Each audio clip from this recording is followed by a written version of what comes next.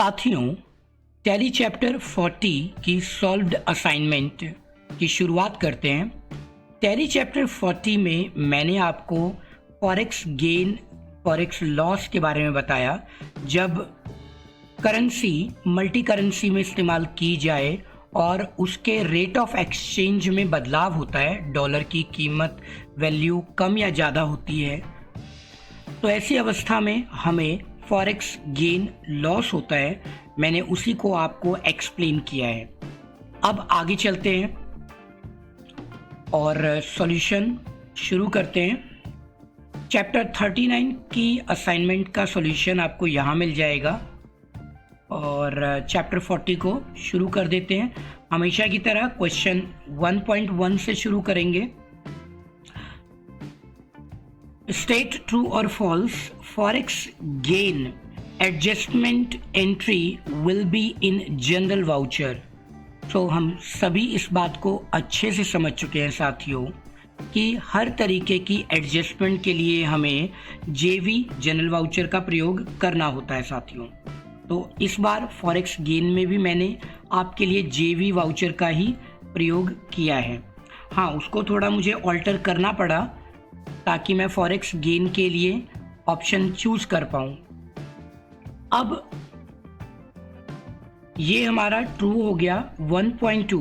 Forex gain ledger will go under indirect expense group.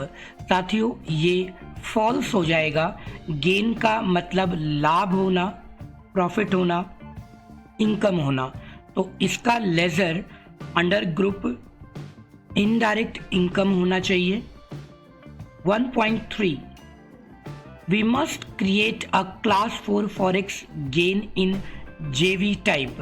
जब हम general voucher को alter करते हैं वाउचर टाइप से, तब हमें फॉरेक्स गेन के लिए क्लास तैयार करनी होती है, टाइप करनी होती है। बिल्कुल सही है साथियों। क्लास जब हम इसको सेट करते हैं तो इसके साथ एक नया ऑप्शन जनरल वाउचर में हमें सेट करना होता है यस पर।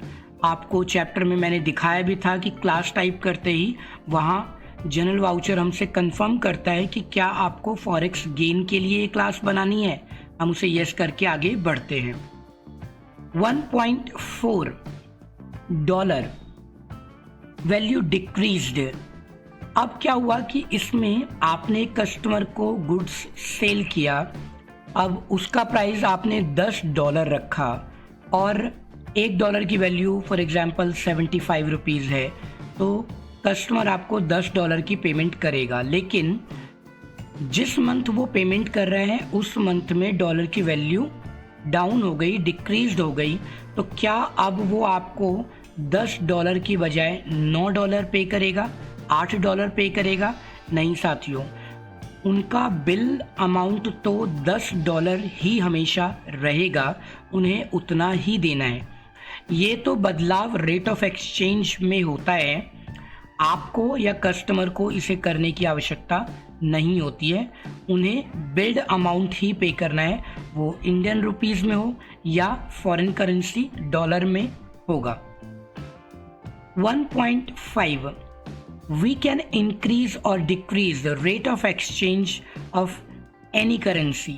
जी हाँ साथियों, जब आप वाउचर एंट्री करते हैं उस समय भी आप रेट ऑफ एक्सचेंज स्वयं डिसाइड करते हैं, घटा सकते हैं, उसको बढ़ा सकते हैं आवश्यकता अनुसार। Question number 2 MCQ 2.1 unadjusted loss can be adjusted in dash voucher. साथियों, यहाँ पर जवाब हमारा जनरल वाउचर होगा, ऑप्शन ए सही जवाब, क्योंकि हम ऊपर भी चर्चा कर चुके हैं और पहले भी हमने चर्चा की है कि हर तरीके की एडजस्टमेंट हमें जेवी वाउचर में करनी है। 2.2 for forex loss ledger will go under indirect expense. ये भी हम ऊपर चर्चा करके आए हैं कि लॉस होने की सिचुएशन में हमें फॉरेक्स लॉस में इनडायरेक्ट एक्सपेंस बनाना होता है।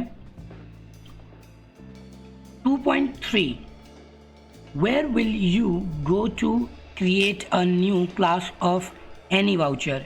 किसी भी वाउचर की नई क्लास को क्रिएट करने के लिए साथियों वाउचर टाइप में जाना होता है। अब आप एक्सपर्ट बन चुके हैं टैली में, जिससे पिछले चैप्टर से आपको आइडिया हो गया कि कहाँ पर क्या सेट करना होता है। तो वाउचर टाइप ए ऑप्शन सही जवाब। 2.4 An outstanding amount on a customer is $40 of last month. Okay. And this month the dollar price decreased. Then we have got. अब डॉलर का प्राइस अगर घट गया, वैल्यू डाउन हो गई, डिक्रीज हो गई, तो हमें फॉरेक्स लॉस होगा, क्योंकि उस समय हम इंडियन रुपीस के अकॉर्डिंग मान के चलते थे कि हमारा अमाउंट सो एंड सो होगा, और अब उससे कम अमाउंट हमारे पास रिसीव होगा। ऑप्शन बी फॉरेक्स लॉस हो गया। 2.5 एक रिपीटेड क्वेश्चन आपके लिए, जनरल वाउचर की इज F7 ऑप्शन ए सही जवाब। क्वेश्चन नंबर 3 बहुत सिंपल है। What is right in details what is forex gain and loss. आपको थोड़ा सा रिसर्च वर्क करना है और फॉरेक्स गेन और लॉस में डिफरेंस समझ करके आंसर देना होगा साथियों। प्रैक्टिकल टास्क में भी कुछ ऐसा ही है, लेकिन उसमें हमने एक सन्ड्री क्रेडिटर की एंट्री मांगी है आपसे, जिसमें हमने गुड्स परचेज किए पार्टी से जो कि पाउंड्स में था, पाउंड्स, और उस तरीके से हमें फॉरेक्स गेन व लॉस से रिलेटेड लेजर्स, वाउचर्स, सभी चीज़ें क्रिएट करनी है साथियों। तो ये आप कर लीजिए, आगे बढ़ते हैं।